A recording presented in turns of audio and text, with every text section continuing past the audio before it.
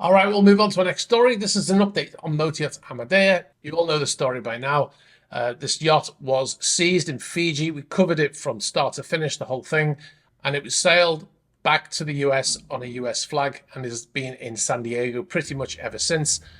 Well, there's a court case tomorrow on that yacht, and the case is an evidentiary hearing on a motion to strike the case by lawyers representing the Russian businessman who claims to be the owner.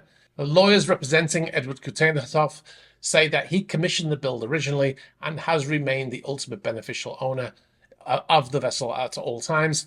They also say that Amadea was never sold to anybody, including Suleiman Karimov or any of his relatives.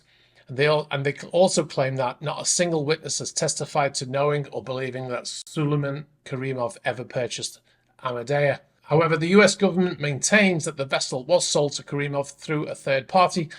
According to court papers, that third party was the CEO of the sanctioned and now dissolved Imperial Yachts, Yevgeny Kochman. And this is from the court papers filed by the US government in this case. It says at all times relevant to the complaint, Yevgeny Kochman was the president of Imperial Yachts. As part of his duties brokering the sale of luxury yachts, Kochman, through Imperial Yachts, would at times set up shell companies through which Kochman would nominally purchase a luxury yacht on behalf of a buyer who wished to shield his identity or involvement in the yacht purchase.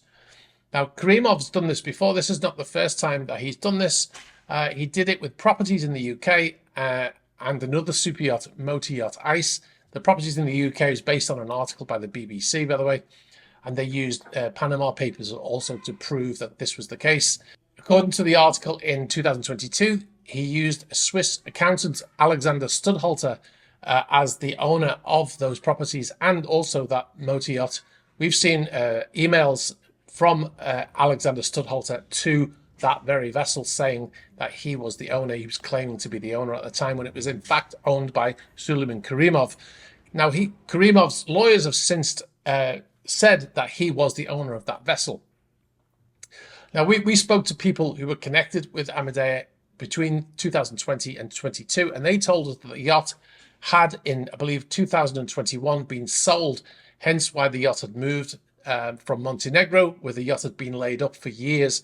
The vessel was put on the market for sale almost immediately after being delivered in 2017. I think it was 2017. And the vessel suddenly started to move around in 2021, like it was being used all of a sudden. And according to the people who were close to that vessel, they said it was because the vessel had been sold.